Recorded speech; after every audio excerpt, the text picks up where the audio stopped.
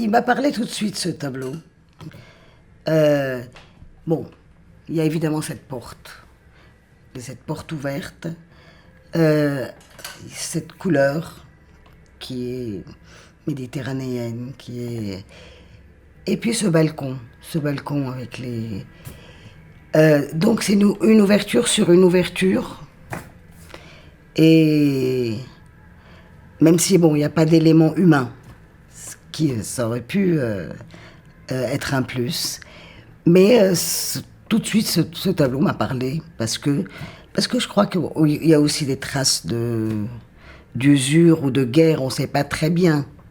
Il y a aussi des trucs abîmés sur les murs.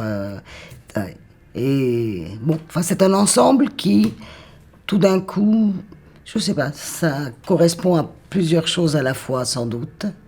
C'est vraiment ouverture liberté, ouverture immensité, voilà. J'ai pas d'attachement aux objets, je n'ai jamais eu. Rien n'est là pour moi. Il n'y a pas d'objet que j'ai, ni de mon enfance, ni de plus tard, ni de rien, même de mes enfants. Je n'ai rien, je n'ai pas gardé un objet ni de mes parents. Et je crois que, bon, si je l'explique, c'est probablement... ça revient au fait que je ne suis pas attachée aux choses. Je ne suis pas attachée aux choses matérielles.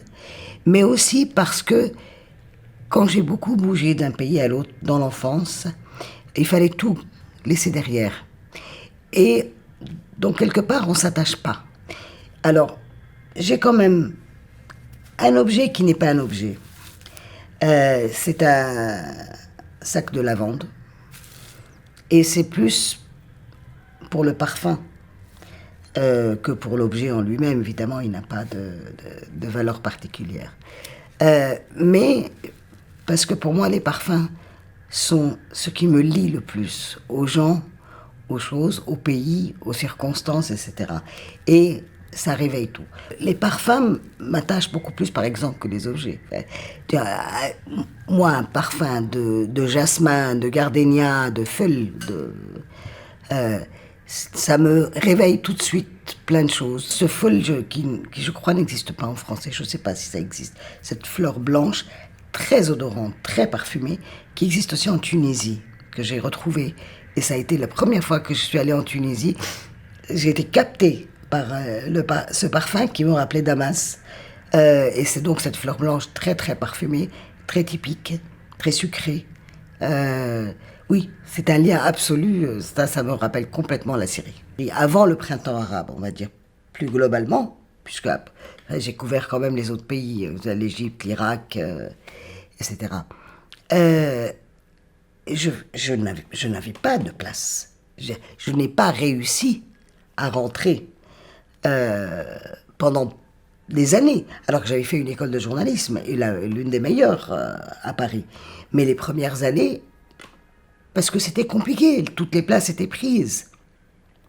Et peut-être aussi que j'étais un peu gênante, parce que en maîtrisant quand même ma connaissance de la région et de la langue, etc., quand dans les rédactions et dans les trucs, il y avait déjà des gens qui s'occupaient du Moyen-Orient et qui avaient installé dans leurs rubriques, etc., et qui, eux, n'ont peut-être pas la même qualification, même s'ils ont l'expérience. Donc, j'ai été tout simplement exclue. Et moi, j'ai l'impression que je suis revenue au monde. J'ai eu une renaissance en 2011. Pas seulement en tant que Syrienne, mais même avant, en tant que citoyenne tout court, en tant qu'Arabe, oui, en tant que démocrate, en tant que tout ce qu'on veut. Je continue à vibrer aujourd'hui pour un 14 janvier 2011 quand Ben Ali a sauté en Tunisie, que la liesse des Tunisiens. Après, évidemment, à partir de là, j'ai eu la chance de pouvoir couvrir ça comme journaliste. D'abord complètement en freelance au départ, mais j'étais sûre que là, je commençais une nouvelle carrière, une nouvelle vie, un nouveau regard, une nouvelle activité. En fait, je dois dire, finalement, la vraie reconnaissance que j'ai eue, tardive, ça a été grâce à la Syrie. C'est-à-dire, grâce à mes reportages en Syrie. Parce que là, je suis rentrée dans l'exclusivité totale. J'étais la seule à pouvoir être là où j'étais, à couvrir ce que je pouvais couvrir.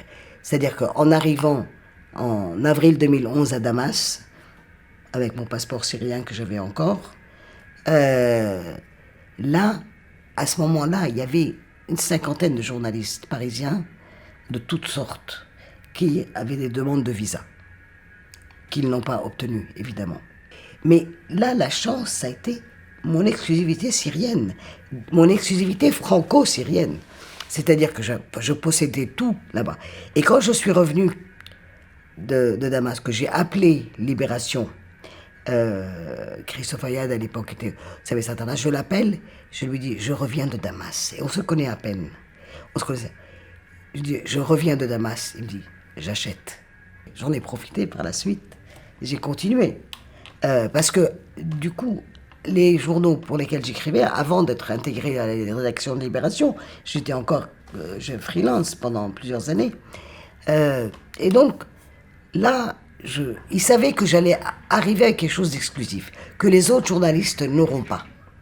Parce que je vais rentrer dans les maisons. Moi, quand je suis allée à Idlib, je couche chez les gens, je fais les soirées avec les femmes et les filles.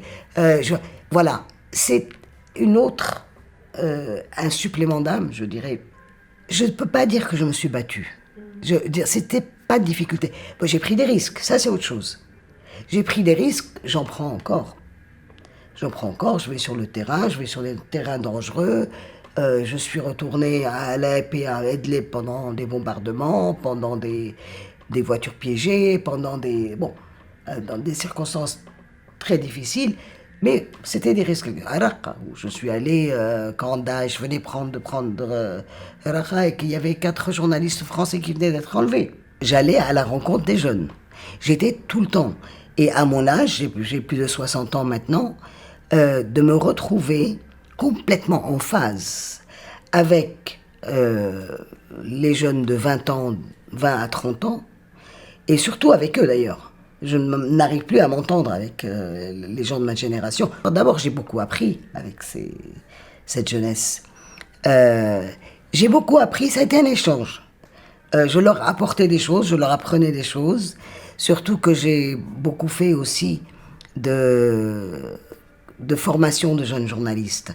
C'est-à-dire que quand les jeunes citoyens reporters syriens avaient commencé à se mobiliser, à faire des articles, à faire des photos, à envoyer des vidéos, etc. Après, il y a eu toutes des structures qui les ont pris en charge, qui ont organisé. Et donc, j'ai travaillé pour former une grande partie de ces jeunes qu'on disait citoyens reporters, qui se sont vraiment professionnalisés. Et c'est là que ça a été une occasion formidable de voir comment ils fonctionnaient, de voir leurs ambitions, de voir leurs envies, de voir et jusque maintenant, ça me fascine de les voir. Leur passion, leur vraie passion. Parce qu'au début, ils le faisaient pour servir leur cause, pour faire savoir, pour informer, pour que les nouvelles sortent, parce qu'il y avait beaucoup de désinformation, qu'il y avait une vraie bataille de l'information. Mais c'est devenu une passion en soi, et qui sont toujours en quête de sujets. On les voit tantôt aller dans les manifestations en France, des Gilets jaunes ou autres, mais même il y en a un qui est quand même allé jusqu'au Soudan, parce que il est en quête, c'est une vraie passion du métier, Et il voulait aller voir une autre évolution. Quand j'allais, par exemple, faire des sessions de formation pour les jeunes journalistes syriens, c'était essentiellement en Turquie, dans le sud de la Turquie, Gaziantep, etc. Donc, bon, évidemment, on me posait des questions sur mon propre parcours. Et donc, je leur parlais beaucoup plus en termes professionnels, c'est-à-dire comment on fait, comment on vérifie une information, comment on fabrique un reportage, comment on parle aux gens, comment on pose des questions dans une interview, comment... Bon, ça c'est vraiment les ficelles du métier, je dirais, essentiellement. Et comment on essaye de séparer, évidemment, ses sentiments, ses idées, ses opinions, de une couverture quand même, je dirais pas objective, mais honnête de, de l'actualité ou du sujet qu'on veut traiter. Ceux qui sont arrivés en 2012-2013 ne se sont pas vraiment impliqués dans la langue. Ils n'ont pas compris parce qu'ils ne pensaient pas que ça allait être une situation durable. Ils espéraient qu'au bout d'un an, 2 ans, 3 ans, ils allaient rentrer en Syrie. Donc, ils n'ont pas fait l'effort. Maintenant, de plus en plus, et j'ai suis épatée, j'ai vu des jeunes qui sortaient de la Routa il y a 2 ans, 3 ans. J'ai épaté par leur français. Ça va à une allure formidable. Mais il faut qu'ils soient tous conscients que c'est le principal outil pour après s'imposer, pour pouvoir communiquer, pour vendre ses sujets, pour... l'outil langue est vraiment une clé indispensable. C'est tellement une force. Et c'est pour ça que je voudrais encourager ces jeunes, que les difficultés, on les oublie. Voilà. Moi-même, quand je parle aujourd'hui, j'ai oublié les difficultés. Et je me souviens surtout, ce que je retiens, c'est la richesse, l'enrichissement, quand on a réussi à se trouver une place ou à être en contact ou à évoluer dans un monde, puis dans un autre, dans un pays, puis dans un autre, dans une société, puis dans une autre, et en essayant de capter les différentes... oui, les réflexes. Et je crois que j'ai confiance, hein, parce que je vois beaucoup des jeunes Syriens qui sont arrivés, encore une fois, les plus récents, probablement parce qu'ils sont les plus jeunes, parce qu'ils ont vécu beaucoup de choses avant. Euh, ils comprennent leur chance, ils comprennent comment ils doivent s'affirmer et ils comprennent qu'ils ont tout à gagner en fait, qu'ils ne sont plus du tout dans la nostalgie, ils sont plus du tout dans les regrets, dans le déchirement, non, ils se projettent, et c'est ça qui va vraiment les encourager à se projeter dans le groupe, puisque bon, je suis persuadé, je suis convaincu qu'ils vont rester. Et les Syriens deviendront franco-syriens et peut-être français avec des souvenirs syriens.